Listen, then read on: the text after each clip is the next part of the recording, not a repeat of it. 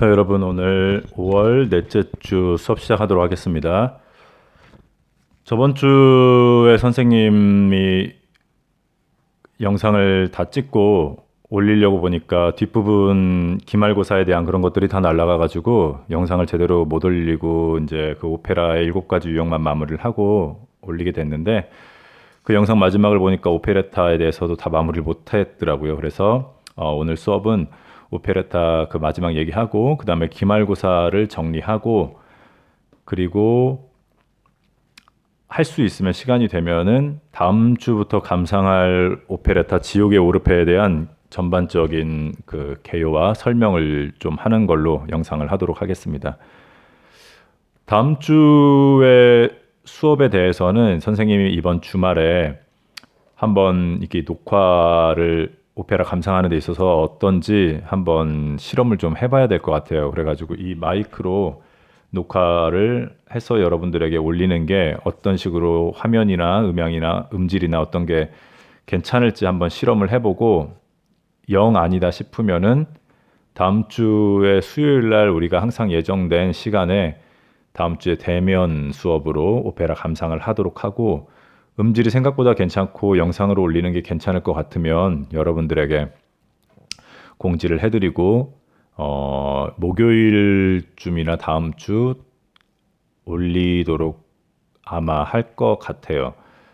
그래서 그거에 대한 확실한 부분은 금방 얘기했듯이 선생님이 주말에 한번 테스트 해보고 한번 공지를 올려드리도록 하겠습니다. 하지만 선생님 생각 같아서는 가능하면은 여러분들이 레포트를 써야 되기 때문에 대면으로 바로 한번 보고 레포트를 쓰는 것보다 선생님이 이렇게 설명을 좀 곁들여 가면서 녹화를 해가지고 올려놔야 여러분들이 부족한 부분들을 좀 여러 번 반복해서 들어보고 레포트를 쓰는데 조금 도움이 될 수 있을 것 같아서, 가능하면은 이런 식으로 지금 영상을 제작해가지고 올려드리도록 하는 게 여러분들에게도 조금 나을 것 같다는 생각이 들어서 한번 주말에 테스트를 해보고 말씀을 드리도록 할게요. 자, 우리가 저번 주에 오페레타 소형 오페라라고 그랬죠. 원래 어원은 레타라는 뜻이. 그래서 시기적으로 볼 때는 저번 주 영상 보니까 시기를 얘기하다가 끊어진 것 같은데, 시기적으로 볼 때는 18세기부터 시작된 소형 오페라를 오페레타라고 처음에는 불렀어요. 하지만 저번 주에 얘기했을 때 그 오펜바크에 대해서 얘기했었죠. 잠깐 그 오펜바크를 통해서 이 오페레타가 하나의 커다란 오페라 장르로서 발전을 하게 되고, 그러므로 인해서 이제 단순히 소형 오페라가 아니라 하나의 장르로서의 역할을 감당하게 됩니다. 그래서 여러 가지 특징들을 지니게 되죠. 그 특징은 아마 저번 주에 얘기를 한 것 같기도 하고, 선생님이 정확히 기억은 안 나지만 뭐 특징은 조금 이따 얘기하기로 하고, 시기적으로 볼 때 18세기부터 시작을 소형 오페라로서 시작을 해서 19세기까지 19세기 중엽부터 가장 활성화가 되고 인기를 끌었던 장르가 바로 오페레타 장르예요. 그리고 나서는 이제 20세기에 들어서서는 1900년대죠. 20세기면은 이 오펜바크가 미국으로 건너가서 뮤지컬에도 영향을 굉장히 많이 미치고, 또 실제로 뮤지컬 작업을 하는 데 있어서도 직접 함으로써 뮤지컬에 상당한 영향을 미친 게 바로 이 오페레타라고 볼 수가 있습니다. 특징은 두 가지로 볼 수가 있는데, 첫째는 발레와 왈츠, 캉캉 등의 춤을 넣어서 이렇게 화려한 무대를 선호한다. 그렇기 때문에 뮤지컬에서도 그런 것들이 조금 연결된다고 볼 수가 있겠죠. 그 다음에 발레가 들어간다는 거는 우리가 세 번째로 배웠던 오페라, 그란데 오페라, 그랑 오페라, 그것도 프랑스 오페라죠. 이것도 프랑스 오페라고. 그런 여러 가지 이렇게 오페라 7가지 유형 중에 서로 비슷한 특징들과, 뭐 예를 들면 징슈필과 이 오페레타의 공통된 특징은 대사가 연극 대사처럼 말로 한다는 그런 특징이 있어요. 그래서 지금 얘기할 두 번째가 징슈필이나 오페라 코미크와 같이 대사가 이렇게 음정이 들어간 것이 아니라 연극 대사처럼 말로 하게 되는 그런 특징을 가지고 있습니다. 자, 여기까지 우리가 오페라 7가지 유형에 대해서 저번 주에 걸쳐서 정리를 했고, 오늘 이제 주된 수업은 기말고사를 여러분들이 준비할 수 있도록 중세시대 음악부터 이번 학기에 배웠던 것들을 한번 쭉 정리해 드리는 시간을 갖도록 하겠습니다. 자, 잠시만요.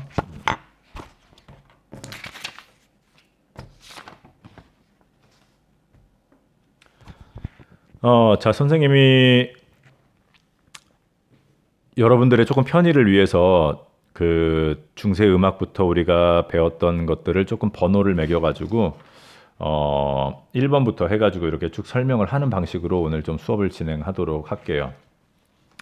뭐 그렇다고 이 1번부터 뭐 20번 뭐 몇 번까지 있는 것 같은데 이런 것들이 뭐 그대로 시험 문제 나온다는 건 아니고 아직 시험 문제를 선생님이 그 문제를 출제를 안 했기 때문에 어떤 문제가 나올지는 모르겠어요. 하지만 감상은 우리가 많이 하지를 않았기 때문에 감상에 대한 문제는 이따가 설명을 하면서 확실히 짚어드릴 수 있을 것 같고 나머지 시험 문제에 대해서는 어떤 게 나올지 모르니까 오늘 수업을 여러분들이 잘 들으시고 부족한 것들 있으면 반복해서 들으셔서 기말고사를 잘 준비하시기 바랍니다. 우선 첫 번째 우리가 연대기표에 대해서 그때 우리가 첫 이론 수업을 할 때 이렇게 쭉 적어 드렸죠. 그래서 중세 음악부터 시작해 가지고 현대 음악에 이르기까지 연대별로 정리해 드린 걸 기억하실 거예요. 저희가 말씀드린 대로 칠판이나 뭔가 필기를 하진 않기 때문에 이 시간 선생님이 말로써 설명을 할 때 여러분들이 필기를 준비하셔 가지고 적으면 좋을 것 같습니다.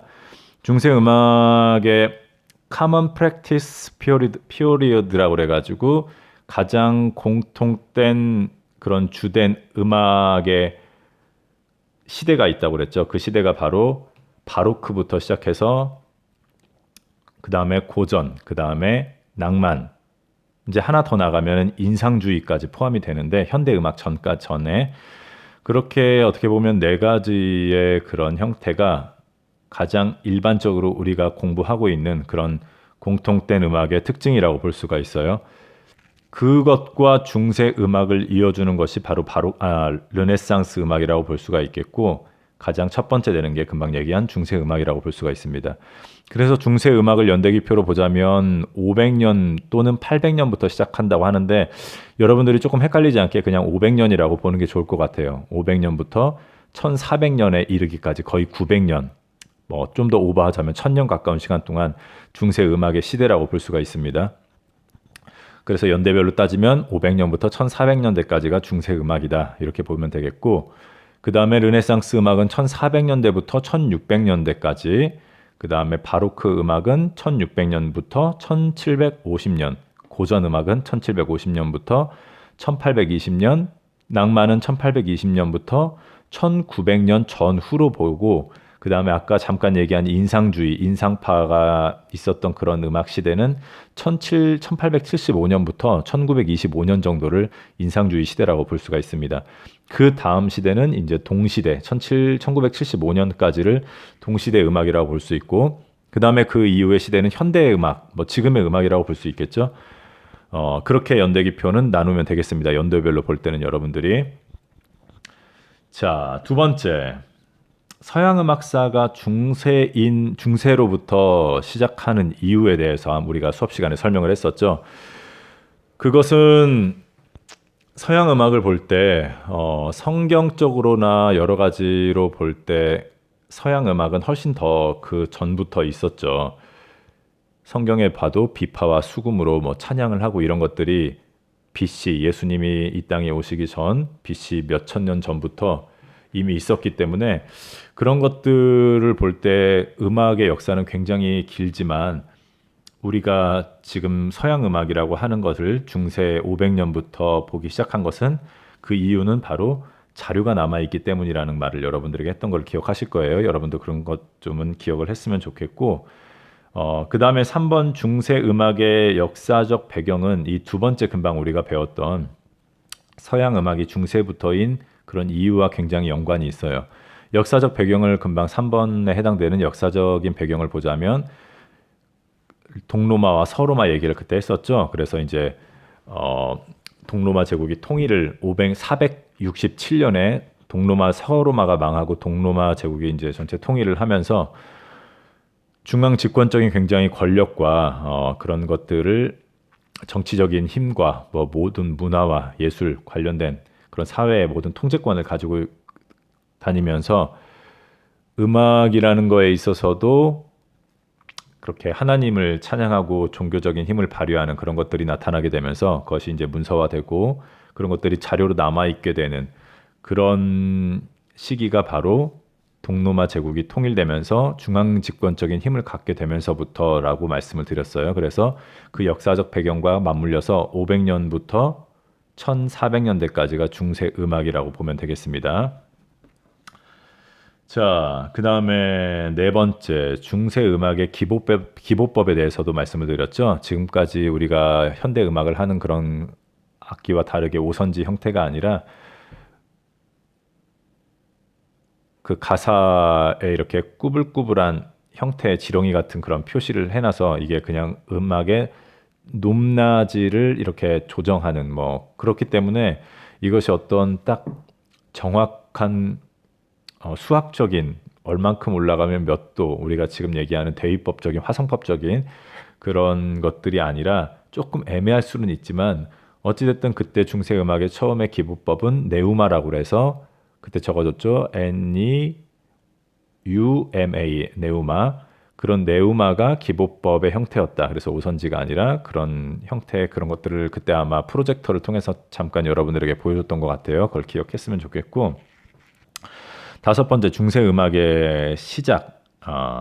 중세 음악의 시작은 아까 성경 얘기를 잠깐 했었는데 성경에 보면 아까 비파와 수금 얘기를 했었잖아요. 그건 악기를 얘기하잖아요. 하지만 중세 음악 500년대부터 우리가 자료를 남아있는 음악을 보자면 특이하게도 그 전엔 악기가 그렇게 있었지만 중세 음악에 있어서는 악기는 찾아볼 수가 없고 이제 인간의 목소리로 하나님을 찬양하는 그런 찬트라고 하죠. 찬트. 찬트라는 게 무반주 단선율 음악을 우리가 찬트라고 합니다. 그 이유인즉슨 하나님을 찬양하고 경배하는 데 있어서 악기보다는 인간의 목소리가 조금 더 경건한 느낌을 주는 아카펠라 여러분들도 이제 들어보셨지만 조금 더 인간의 목소리만 기도하듯이 이렇게 찬양을 하고 뭐 음악을 하는 게 조금 더 경건한 느낌을 주는 그런 형태라고 생각을 했나 봐요. 그래서 꼭 악기가 없어서라기보다 그런 것들이 그런 그때 당시에 중세 카톨릭 그런 문화의 음악이었다라고 보는 게 조금 더 좋을 것 같습니다.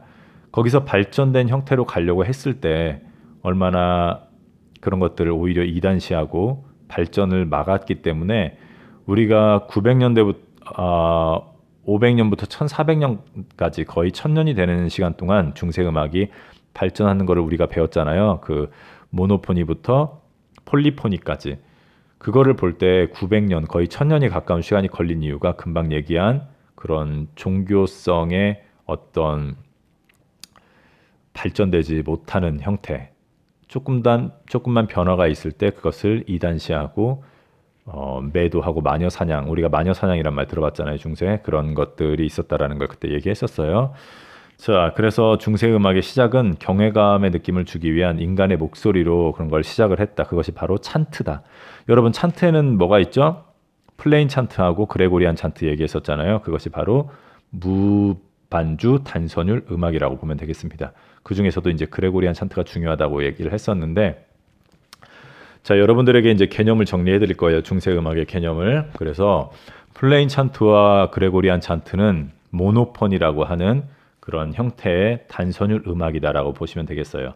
그래서 여섯 번째 지금 얘기할 게 중세 음악의 발전에 대해서 얘기할 건데 모노포니 첫 번째 가장 금방 찬트 단선율 음악이라고 그랬죠. 그 다음에 발전된 형태가 9세기에 나타난 이제 9세기부터 시작되는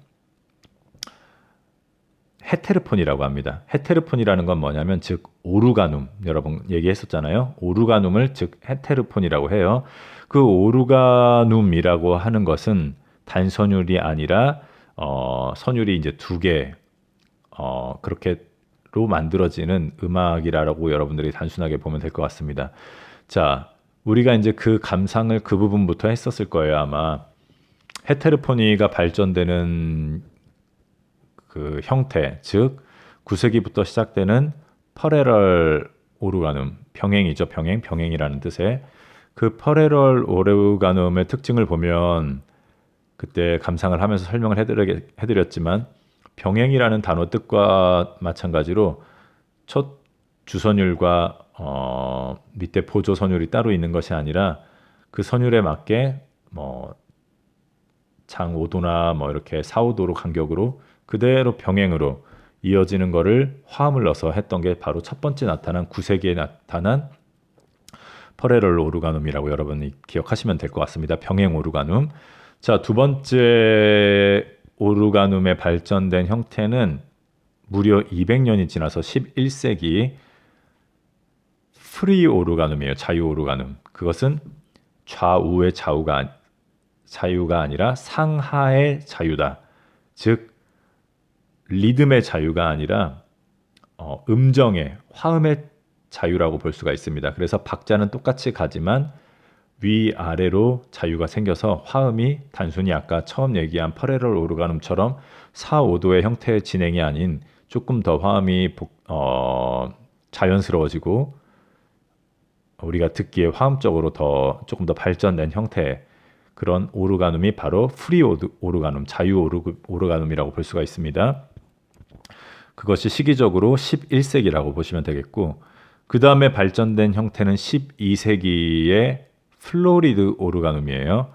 그것은 이제 장식 오르가눔, 우리나라 말로 얘기하면 장식 오르가눔이라고 해서 상하 좌우뿐만 아니라 좌우의 자유까지 생겨서 조금 더 리듬적으로나 화성적으로 훨씬 더 자유로워진 음악이라고 볼 수가 있습니다. 그래서 지금 현대 음악에 있어서 가장 어떻게 보면은 모태가 되고 베이스가 되는 그런 음악이라고 여러분들이 생각을 하시면 될 것 같아요. 그래서 베이스 음이 같은 박자로 가는 게 아니라 조금 더 길게 가기도 하고 짧게 가기도 하는 그런 형태의 상하 좌우의 자유가 생긴 플로리드 오르가눔, 장식 오르가눔이 바로 이제 12세기에 생긴 세 번째 발전된 형태의 중세 음악이라고 여러분들 기억하시면 될 것 같고 그 다음에 이제 13세기의 모테트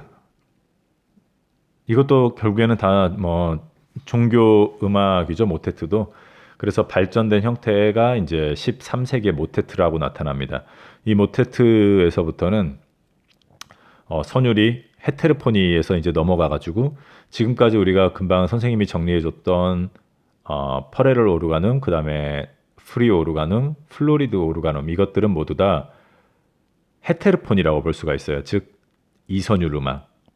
이제부터 모테트라고 하는 거는 3선율 음악 이상을 우리가 모테트라고 하는데 그 3선율 이상은 폴리폰이라고 여러분 기억을 하시면 되겠습니다. 아까 단선율 음악은 뭐라고 그랬죠? 모노포니.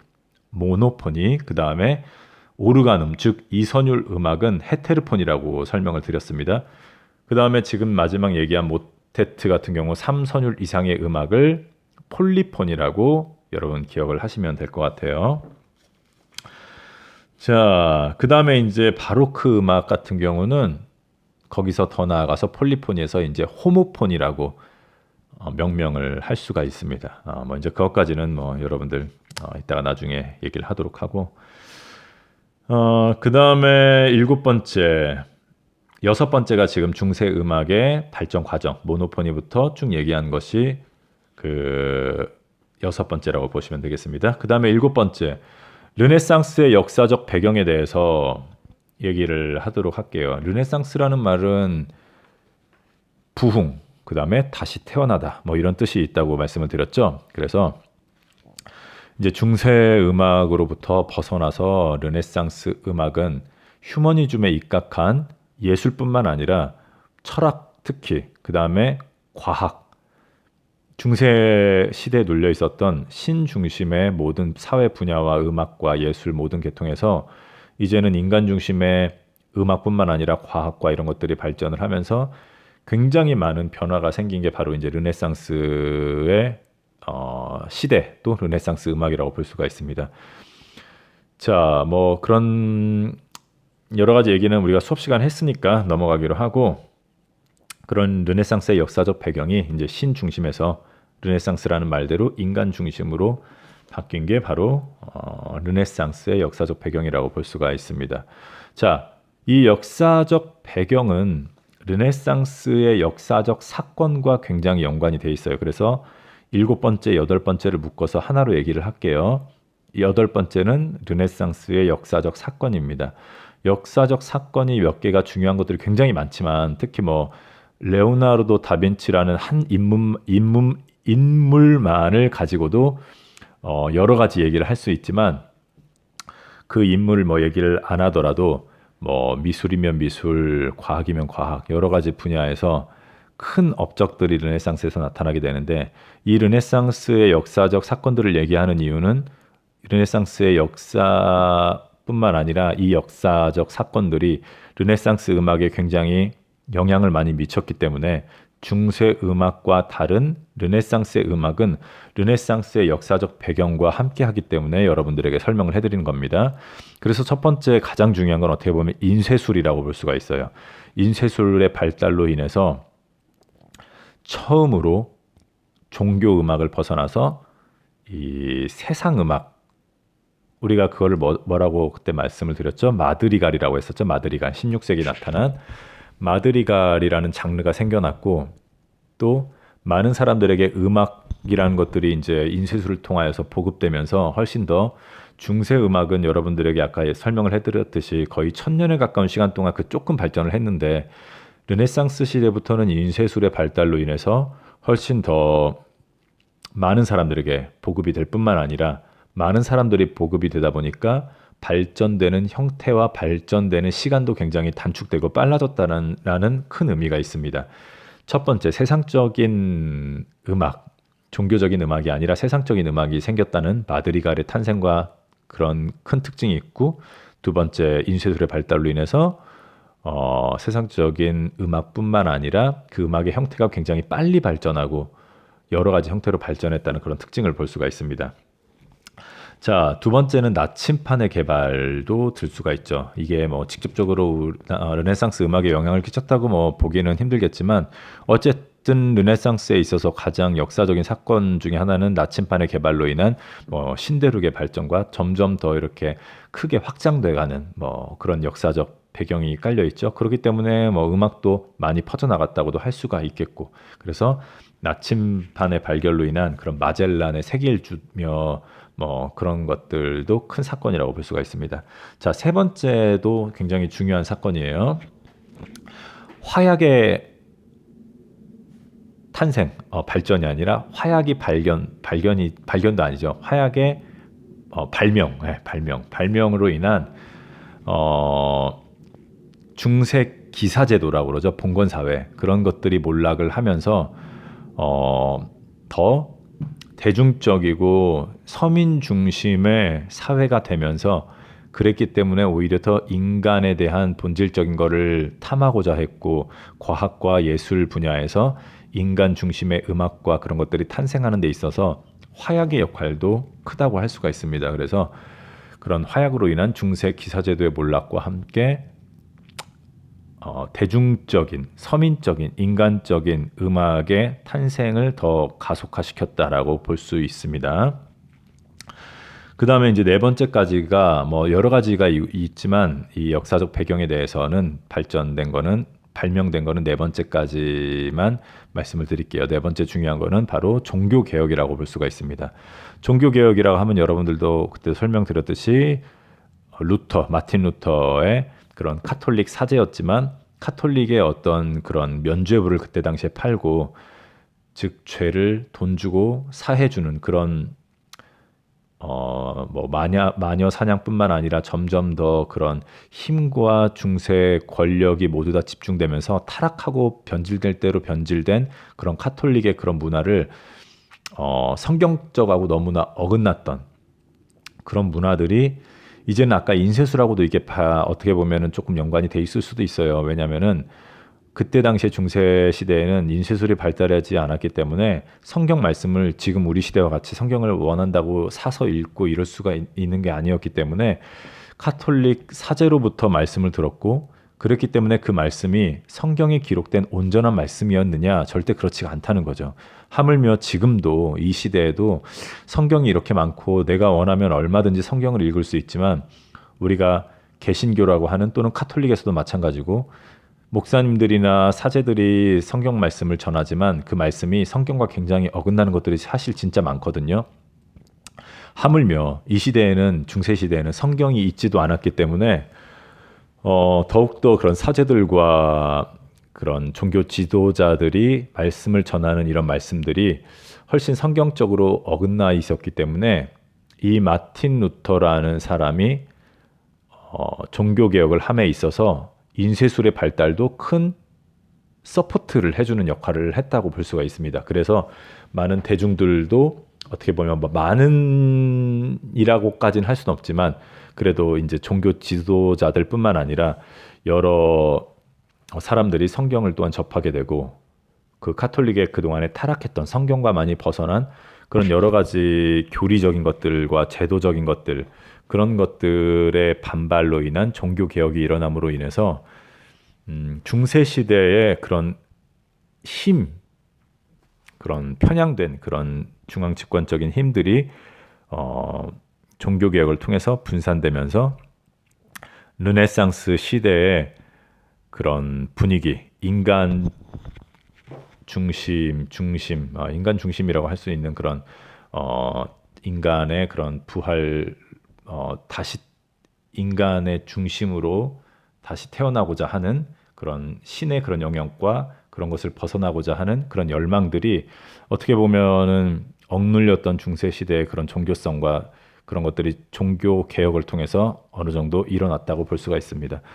하지만 종교 개혁에 뭐 더 깊이 들어가면 뭐 말할 게 많지만, 종교 개혁에 대해서 하지만 종교 개혁의 근본적인 뜻은 뭐 신에 대항해서 인간의, 지금 우리가 이 시대에 많이 유행하고 있는 그런 모더니즘 사상, 뭐 이런 것들, 뭐 신의 존재를 거부하는 이런 것들이 아니라, 오히려 더 성경이 말하고 있는 진짜 제대로 된 신앙은 무엇인가, 이거에 대한 어떻게 보면은 고민과 그런 거에 대한 개혁이 종교 개혁이라고 볼 수가 있기 때문에, 조금 르네상스 시대의 인간 중심의 그런 예술과 과학, 음악과는 맞진 않지만, 하지만 어느 정도 금방 지금까지 설명했던 것처럼 연결이 돼 있는 것도 사실이기 때문에 여러분들에게 중요한 포인트로, 르네상스 시대 역사적 사건에 대해서 지금까지 네 가지로 이렇게 설명을 드렸습니다. 다음에 9번째, 르네상스의 발전 배경에 대해서 그때 여러분들에게 설명을 드렸죠. 메디치 가문 여러분 기억하시죠? 메디치 가문은 전 세계에서 유일하게 가장 오랜 기간 동안 권력의 중심에 있었던 가문이다라고 볼 수가 있습니다. 300년 넘게 이태리 피렌체 그때 얘기를 하면서 여러분들에게 설명을 해드렸고, 이 메디치 가문을 통해서 르네상스가 발전했다는 것은 뭐 부인할 수 없는 사실이고 가장 큰 영향력을 끼친 가문이에요. 그래서 르네상스 메디치 가문이 없었다면 르네상스의 이렇게 여러 가지 부흥과 큰 발전, 뭐 미술과 과학과 예술 계통, 음악 계통 이런 거에 있어서 발전은 이 메디치 가문의 큰 역할을 했다는 게 여러분들이 기억을 하셨으면 좋겠고, 그 메디치 가문이 그런 300년을 넘는 시간 동안 가장 큰 권력의 중심에서 예술가들을 후원하고 권력의 중심에 있었던 이유는 기억하시죠, 여러분? 처음부터 그런 중세 카톨릭 기반의 그런 문화에 반대하는 그런 르네상스적인 인간 중심의 그런 후원을 하는 것이 아니라, 아주 지혜롭고 똑똑하게 이 사람들이 은행업으로 벌었던 그런 돈들을 종교적인 것들에 후원을 하고 투자를 함으로써 처음에는 그 중세 음악과 반하지 않는 그런 것들을 후원을 하고 예술가들을 양성하고, 그 다음에 나중에 그런 것들이 자기의 그런 중앙 집권적인 거에서 메디치 가문에 굉장히 권력이 넘어왔을 때, 그 다음부터는 굉장히 많은 사람들에게 종교적인 것뿐만 아니라 이제 여러 가지 다른 그런 분야에 종교적인 걸 떠나서 분야로 이렇게 후원을 하면서 르네상스가 꽃피게 되는 그런 과정을 이 메디치 가문을 통해서 여러분들에게 설명했던 것을 여러분이 기억을 했으면 좋겠습니다.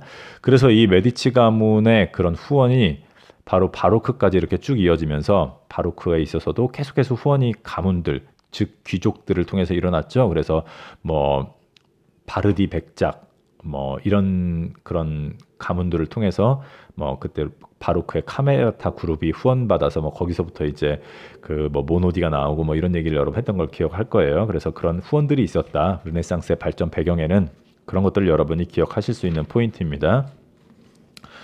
그 다음에 르네상스 음악은 교회 음악과 세속 음악으로 구분된다는 것을 여러분들이 10번째 특징으로 알면 좋을 것 같아요.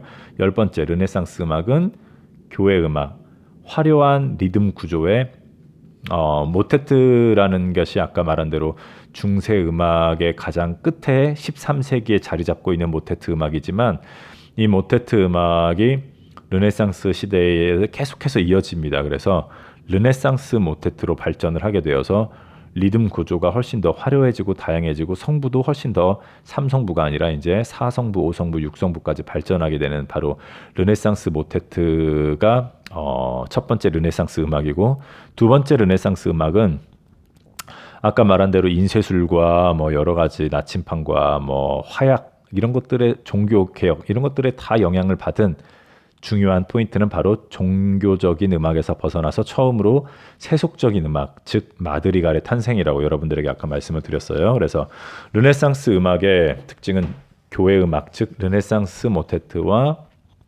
세상 음악인 마드리갈의 탄생이라고 여러분들이 기억을 하시면 좋을 것 같습니다.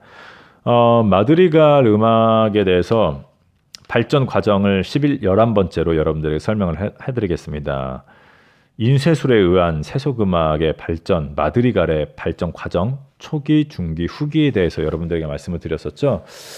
노트를 보면서 조금 더 자세하게 여러분들에게 한번 설명을 그때 한번 더 짚고 넘어가도록 할게요. 자, 이것은 르네상스의 16세기에 나타난 세속음악이에요. 마드리갈은. 그래서 우리가 마드리갈을 초기, 중기, 후기로 나눴었잖아요. 그래서 초기의 특징은 3성에서 4성, 4성부죠. 3성부나 4성부.